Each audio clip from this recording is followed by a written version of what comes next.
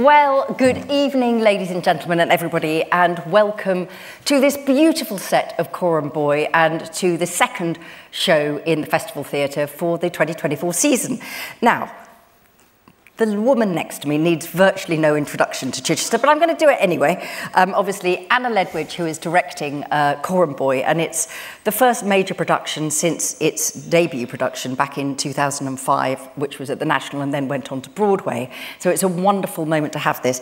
But Anna, of course, you will know, has a long association with Chichester, with the Youth Theatre and with the rest of the theatre. She was the artistic director of Theatre on the Fly, writer in residence here, the Butterfly Line, Pinocchio, Beauty and the Beast, and of course the Promenade, Crossing Lines. So Anna is someone who adapts and works and is, well, you're multi-talented, aren't you, Anna? Oh, that's very... Yes, sure. Yes, there we are. Yes, okay. Yes, there she is. So welcome back. How is it being back in Chai? Oh, I mean, this has felt like very much a full circle moment, because I've been having lots of flashbacks to memories of when I was an assistant director here under Jonathan Church, and in particular a production of we were in the middle of quite a chunky tech last week, and I just remembered when I assisted Jonathan on Grapes of Wrath. I don't know if anyone remembers that production. Yes. And the rainstorm in the middle of the drought. Rain, remember that? Fire, yeah. All sorts, and we hadn't finished teching by the time of the first preview. So I remember Jonathan bounding on stage and saying, "This is theatre, we're still making it, you're about to witness something where the wheels might fall off, but lucky you're about to witness that." And I just sort of had that in my head, that sort of memory in my head as we were sort of slowly grinding through our tech rehearsal. I thought, well, if Jonathan can walk on the stage and say the show's unfinished, but here, enjoy it, then it was just so nice. There's been lots of ghosts and memories of that time, and so to come back and to work on this stage, on this play, has been really special, yeah. So the novel, Coram Boy, was an enormous hit. Jamila Gavin, it won the Whitbread Award for Children's Books. It was shortlisted for the Carnegie. It came out in 2000, and then there was a big production at the National in 2005, which neither of us actually saw. No, never saw it. So came to it with open eyes. So can you just tell us a little bit about how you come to be directing this, and was this something that you put forward, or were you asked to come and do it because it was already being scheduled by Justin and Kathy? Yeah, no, it was out of the blue. The play was sent through from Justin, and there was a request to have a Zoom with him, because I was actually in Australia at the time and about to go on a flight from Australia to Montreal, and I knew that the call with him was at the end of that flight, so I was on the plane reading the play and thinking, oh my goodness, this is enormous, and immediately just the way it's written is very filmic and very literary as well, how Helen Edmondson has actually written the adaptation, so you just gobble it up. It's so, you immediately see the images, and she writes really impossible stage directions, which you sort of look at and you think, oh, that's an invitation, I don't know how to do that, but that's very exciting. So it really sort of tickled my, I guess, theatrical bone. And so I chatted with, a very jet-lagged chat with Justin, which I didn't think I thought it was me and probably three other directors he was talking to about it. But at the end of the conversation, he said, "I'd love you to do it," and that was wonderful. So it was very out of the blue, and but what was nice, I felt there were various ideas and themes, and I understood why he'd programmed it, and the sense of his bigger picture and idea for the whole season, and exploring notions of Britishness and the outsider within British history and slices of British history as you move through the season. And I just thought that was really smart and interesting. So, yeah. Yeah, we started with Tudors and now we're in the 18th century, you know, very different sort of sense. Forward, yeah. So once you'd said yes, did you say yes straight away? More or less. More or less. Yeah. Before you got on another flight, you know. I got on a different flight, yeah. A different flight to do that. Had you read the novel, and did you go and read the novel, or did you decide that actually you were going to focus on Helen Edmondson's text? It's really interesting, because I actually did read the novel, and that was actually really useful. Sometimes it's not, because you know that whoever's coming to see it is going to be taking it at face value, so it may or may not. But actually in this case it was really interesting, in particular for a couple of the characters, in terms of their getting more access to their internal worlds, because then we were able to make more specific decisions within the rehearsal process, knowing what we knew from the book, even though it's not explicit on the page. So that actually was quite useful. And at times we had to kind of unhook from the novel and go, we know this is in the novel, but actually it's not in the text, so it's not so useful to carry that. And I think all the cast had read it too, so we were sort of bringing the sense of the knowledge of both things, which ultimately was helpful. Yeah. In terms of casting, there are some challenges, because when you have a play that is very much set in a particular period, and this is set, 1742 to 1750. So you have that actual texture of Georgian life, essentially. But you also have the issue of children who are actually not played necessarily by children because they need to age. And so that puts an entirely different responsibility, I suppose, or challenge on casting. So once you'd read the play, and there's a lot of characters, did you have an opportunity to say, okay, I'm going to double these roles up or not? Are the way that you've done it, is it always like that? How much latitude did you have? Yeah, you're always working within parameters, and sometimes those parameters can be really, I would see whatever, limitations can be quite useful because it forces you to have to make creative decisions. So, I mean, in the original production, they had, it begins in a choir school, and they're all sort of roughly 13, 14. And as opposed to having a 13, 14-year-old boys playing the part, they had young women playing the parts of the boys, because they have to sing, and they have to sing in a pure, I guess, voice. Yes, exactly. And obviously finding boys who are at that point who could also carry the demands of the part, it was sort of baked into the play in a way that's the creative choice. I know there have been other productions done where they have used young people, which I'd be and I did contemplate it for a sort of a hot minute, and then it was kind of advised that it just might be quite tricky. But in doing so, what's interesting is that because you're already making a theatrical choice in having young women playing boys, you then say, well, it's an acknowledgement that this is a piece of theatre. So we're sort of declaring that quite openly. And so then within it, the multi-role playing becomes just part of that language as well too. So in all of it, you're having this idea of actors playing multiple roles, women playing boys, characters playing boys and then playing an older person. And so that in itself is, I guess, a theatrical language that you just lean into and embrace, as opposed to having a cast of 75 and everyone will play that individual. That's a different way to do it, and do it in a much more, I guess. But you're free as the director to choose. These are not... Well, I've also got limitations in terms of budget. Well, yes. So I was allowed a certain number of actors, and that was negotiated.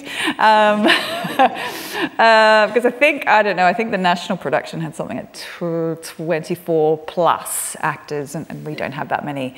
But I always saw this as almost like the chamber music version of the play, whereas perhaps the national version was the full orchestra. So, yeah. So it is, on the one hand, obviously an ensemble piece in some respects. Yeah. But at the same time, the demands on certain of the characters, they are kind of leading characters, and the singing is exquisite. So presumably, when you started to look to cast young Alexander and young Thomas, and they had to act, but they had to be singers of a completely different level, not just actors who could sing. Yeah, yeah. Because I found that incredibly moving when it started. I don't want to spoil anything, but when it started, I saw it last night, and there you are with Handel. Yes. And it's like, oh my word, it's a concert. Yeah, yeah. Yes, the whole casting process was very wonderfully challenging because of that very thing. You're looking for actors who can act the part, but also that have a particular quality of voice. And we had a wonderful casting director, Anna Ledwich, who spread the net really far, and we saw a really interesting, diverse, unusual range of actors, and trying to pull together what really is, from my experience, a really remarkable company who are not only having to sing, to move, to play multiple parts, to also run around, pick up a prop, put on a hat. The demands for them just as performers is also quite athletic too. But yeah, that was that little Venn diagram of finding the voice plus the actor plus the look, plus also we have family groupings as well, and then we've got young versions of characters and older versions of characters too. So finding just the through line of that was just a wonderful challenge, yeah. So in terms of when you read it first and now what you've put on the stage, what the play is about, is it about the power of music? Is it about the light and dark in any society, the people who do good with the orphans and the foundling children, and the people who do precisely the opposite? Is it about family? Is it about love? Yes, and yes. Excellent. I mean, tease that out a little bit, Anna. In trying to sum up the play, I've always really struggled because it is about all of those things. I mean, what struck me first of all is I think it holds so many contrasts, and I think one of its great strengths is that it's acknowledging that the human experience is one of extremes sitting side by side. So love and with love also comes grief, and that those are kind of two sides of the same coin. With wealth comes the exploitation of others and extreme poverty. The healing, redemptive power of music, the healing, redemptive power of love. For me also it was about connection. That feels like a very sort of banal thing to say, but because within it is this is the concept of the Coram hospital, and this is where unwanted babies are given.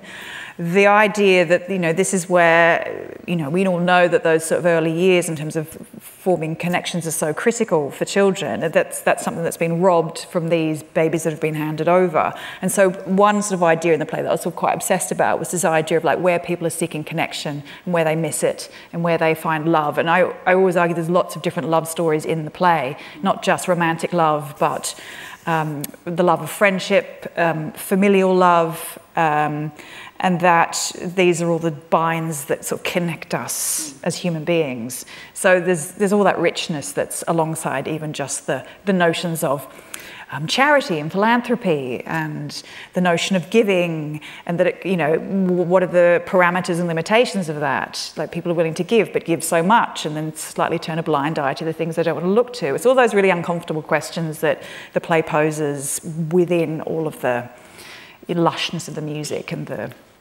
characters and the love stories and all that. So there's lots in it. No, I mean, it's an incredibly rich play. I mean, one of the things, I always like a programme, I like the old-fashioned programme, not on my phone.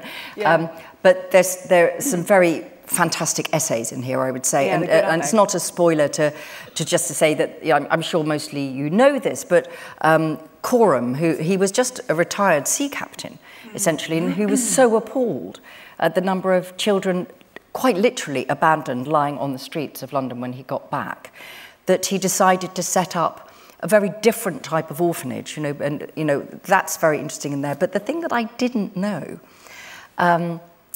was, and I love this because we all, in our different ways, whatever we do, and us as artists, and have our jobs, and that's how people know us. But also we have lives that are much bigger than that. And Handel, who was the most important composer in Britain at the time, he was very rarely, at that time, he was still doing a lot of church music when a lot of people were not doing that. I had no idea that he was this extraordinary benefactor and wrote music for these orphans to pay for their upkeep. And that I found very moving as well, this great composer. These titans of yes, culture. Exactly. Yeah. And so Hogarth, all of that is kind of threaded through the play, but you don't have to know the history in order to respond to the family and the story that's being told. No. It's all baked into it so that you get enough information. But so I think the articles in the programme are actually really helpful and fantastic and detailed, just in fleshing out just some of that bigger history. And it's such a specific shard of English history, which is just so interesting, isn't it? Yeah. Yes, and it's the step before Bridgerton. Yes. In a way. Yeah. It's also, though, very dark in parts. Yes. There is a clear morality, as often is in young people's novels, because it is a YA novel rather than an adult novel. What were the discussions that you and your company had around that, about how to represent the very dark side of the stories, which are there on the stage, but it's a sensitivity about how much to be explicit and how much to imply? Yes, and those conversations began even before rehearsals, just in terms of with Simon Higlett, the designer, and Max Pappenheim in terms of music, because I think there were real conversations to be had about certain moments in the play and how much we show and how much we just slightly hold back. And that applied to a number of different moments in the play too, and thinking, well, actually the suggestion is enough, because when we then piece it all together, what we build in our minds is actually far worse than what we will show on stage. And there's a particular moment in the play which it's so early in the play and it's so surprising when it happens. I even having watched it a number of times now, when it gets to that moment, I always think, oh my gosh, that's such a tonal shift, which you can kind of hear it in the audience when they register what's happening. And it's again, it's one of those, two sides of the coin moment where you're led into something which has got beauty and humour and human connection, only to flip it to see humanity at its most, deplorable in a way. But also within that storyline too, there's a really redemptive character. And I think what the book and the play is so clever in doing is sort of leading you through in a way that you're constantly flipping in this sort of ambivalent way between all of these characters. Because there are, I guess, baddies and there are goodies, but I think within each of those archetypes there's a lot of nuance and contradiction, and we've tried to work really hard to tease that out. But to the point on the, working on sensitive content, and there's quite a few different areas which we really had to think very mindfully about how to work on it with the actors to ensure that, repeated exposure, and actually not just the actors, I think there's come a point too with the creatives where we've all had to just go, oh, this play, just the holding space for everyone to be vulnerable and but also not feel vulnerable in an unhelpful way, but feel vulnerable in a way that they can do what's required of the play, but also that they know that they can sort of tap out at the end of it. And often we had to use little protocols like that just to sort of, I acknowledge I'm a performer, I'm going into this scene, I'm going to be really horrible to you, and at the end of the scene we just sort of do a high five and tap out, just to sort of just change the channel a bit so it didn't seep in too much. And like all things too, a lot of humour. Like you find when you're working on really dark stuff, actually it's the most fun you have. But I think we're always very, very vigilant about taking care of those themes and ideas. Yeah, because it is very bleak, and some of them sneak up. Very much so.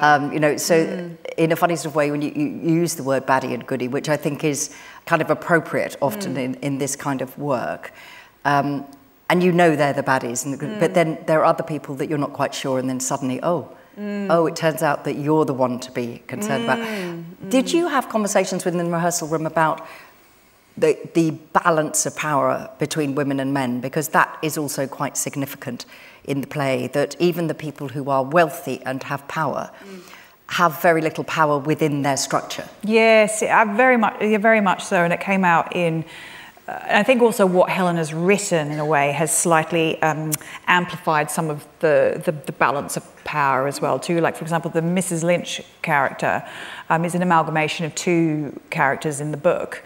And she's such a fascinating character within the whole play. And when I first spoke to Helen, when I knew I was doing it, she spoke particularly to we have to make sure Mrs. Lynch is ... I won't tell you what she said, but and so it's a fantastic performance, I would say. Yes, like that was the first part we cast. Because I thought, that's interesting. That's interesting that she's plucked her out.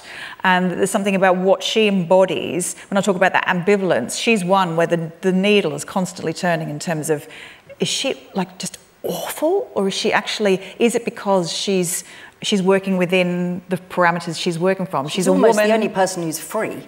Exactly. Isn't she? Exactly. And she makes her own decisions for herself. Yeah, and we often talked about, there's this interesting moment in the play where her and Otis, as you'll meet or you'll know if you've seen it, visions of wealth and living in a grand place, and she says, I don't want that. And so we talk about like what do we think that is, and it might be incredibly modest, but the notion of freedom for a woman in particular is something that she ultimately does have, which feels really radical for that time period, whereas all the rest of the women are buffeting up against the restrictions. And the most explicit one being that if young girls suddenly fall pregnant, that's a real you know, real problem, because their lives effectively are over, especially if they have status and wealth. So we did sort of dig into those ideas and themes. So I know that this audience loves to hear the kind of behind the scenes stories.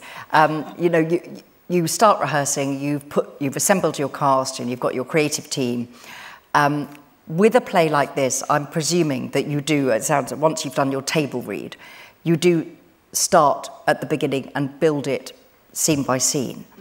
How did you find the business of moving from, it looked like the American church, I don't know if it was. Yeah, it was, yes, exactly, yeah. In London, to this absolutely stunning. I mean, of course, Simon Higlet is a great favourite here and is always so wonderful, but this is a particularly gorgeous set. How did it change? You have a lot of young actors, you have a lot making their debuts, you do have young people as well. Yes. What did they feel when they walked in and they saw this, you know? Well, there's always that funny moment. I always love watching actors walk into a set for the first time, because it's like you've released some animals into a new environment, because they all slightly sniff it. They walk around, they're sort of like touching bits and sort of talking to themselves, and just, you know, their little spidey senses are sort of going out. And sometimes that can be a very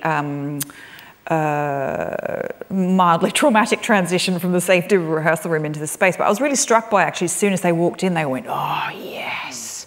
It's like something about the levels and the scale of it just really plugged in that last bit of the puzzle, I think, because, you know, when you're in rehearsal, especially because we didn't have the bridge or anything, so we're having to mime walking upstairs and how all the various, they had to sort of trust, am I on the bridge, am I not on the bridge, because they're all on the same sort of flat level. So it was an exercise in imagination for the whole rehearsal period, and then once we got on the stage, it was like, oh, okay.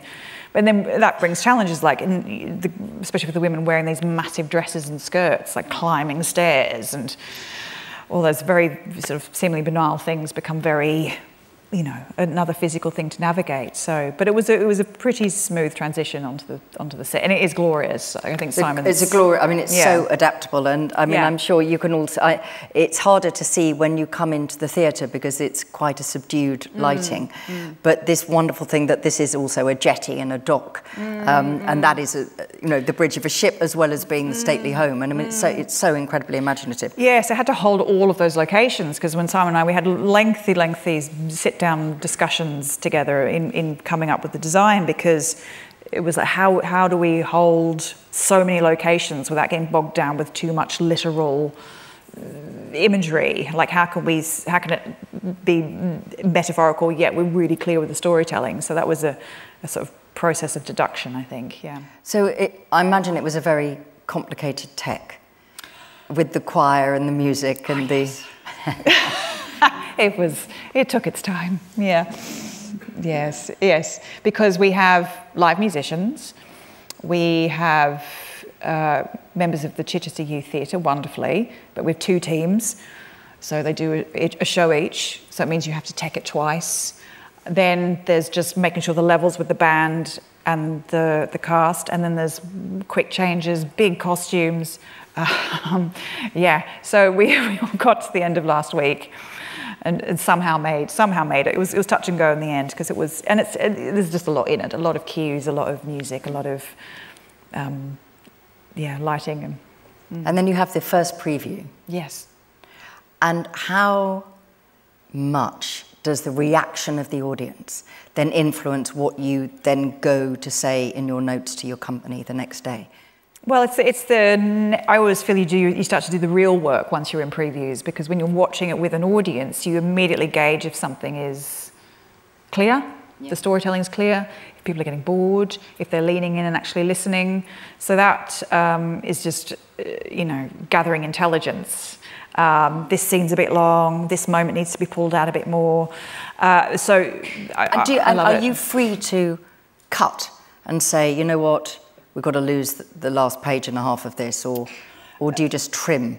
There's been little tiny trims. I mean, Helen was very open to say that we could make some trims if we wanted to. There hasn't been a huge, like, very big trims at all too, because the way in which it's constructed is like if you suddenly cut a scene, something in Act 2 isn't going to make any sense. So there's the threads that run through it actually all do link up, but there's so many multiple threads that if you sort of tug at one and remove it completely, then the whole thing becomes unbalanced. So we sort of had to trust that the structure of it really held. And, you know, we watched it now for four previews, and I feel that it does. I think there was kind of fear that it would be, you know, is it long? Is it a slog? But actually it's the opposite. It's really engaging in the way in which it's structured. Is each scene is just like a little breadcrumb further information. So you're always just leaning in going, what happens next? What happens next? Which is just a really nice experience as an audience member. Yeah. Exactly. And also I think that despite the dark nature of some of the storylines and some of the characters, there is always a clear promise that there will be a positive resolution. I mean, that is the difference, I think, in young adult fiction as opposed to adult fiction quite often when, you know... Yes. I mean, Hamlet, everybody's dead, basically, aren't yes. they? Whereas in this, you think it's going to be okay. It's going to be okay, exactly. Yeah. And sort of how, you know, how it ends, you know, and it kind of makes me giggle in a way because it's almost beyond realism. But I think there's something wonderful about that because on an emotional level, you just go, yes, we want that, as opposed to the opposite. Yeah, exactly. It's really so think back to you on that flight to Montreal, reading the script, knowing I'm going to get off and have a phone call. Is what we see and what you're watching now as the director from up there, is that how you imagined it? You know, does it feel like the play you thought you were going to direct? Yeah, I think so. Something it did feel very clear off the page. It was one of those things of reading it and going, oh my goodness, it's enormous. But also, I think I know the way into this. That was quite a clear instinct, even if I didn't imagine it in this exact form. But there was something in it that felt like I had a very strong immediate reaction to, and I knew that it had to have a sort of, I guess, movement to it and a flow and a sense of, I guess, existing in a space which is where reality and dream almost sit side by side a little bit at times too, because... Yeah, because there is that liminal space that you... Yeah. So there was a sort of straight line from that point to where it's at the moment, for sure, yeah. And if you're snooping in the bar in the interval or at the end, what do you want the audience to feel? Moved, I hope, yeah.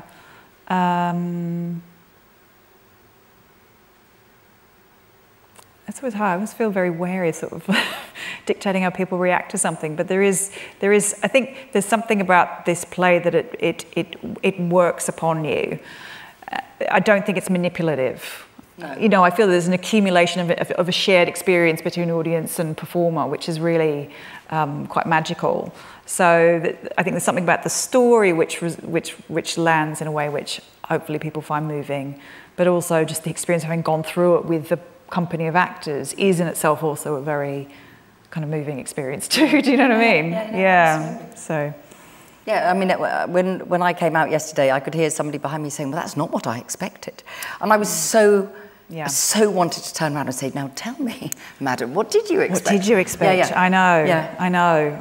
And I guess the important thing is I think it's very easy to go, oh, you know, it's very dark. And it's only one of the colours, like it's only one of the shades, because it also has brightness and humour and absurdity and fun, and also moving moments that just butt up alongside it. So really, it does kind of take you on quite a roller coaster, I think. Yeah. And also, I think the idea that you can make terrible mistakes and you can put them right. Yes. I think that, for me, was a very big message, if you like, of the play at the end. Absolutely. Yeah. We all have a second chance. Second chances. In terms of your next piece of work, I know that you often do very big pieces of work. You know, you're terrifically good at that, particularly when you were with Youth Theatre, you did a lot of those. But as you said, Grapes of Wrath, and, you know, these are big casts. What are the differences for you if you're doing a much smaller play, or actually emotionally, is it the same in terms of how you approach putting the show together? Because you are known for big work. I mean, the principles always remain the same, but I have on this particular project, because of the scale of it and the various different moving parts, the size of the cast, the sheer number of scenes, it's felt like I'm like the head of an octopus and there's all of these tentacles, and I'm vaguely aware of what each tentacle is doing, and occasionally I have to sort of give my real attention over there, but also trusting that everyone's doing what they need to do. And what's been wonderful about this company of actors is that they have had a real sense of taking both individual and collective responsibility for the whole play.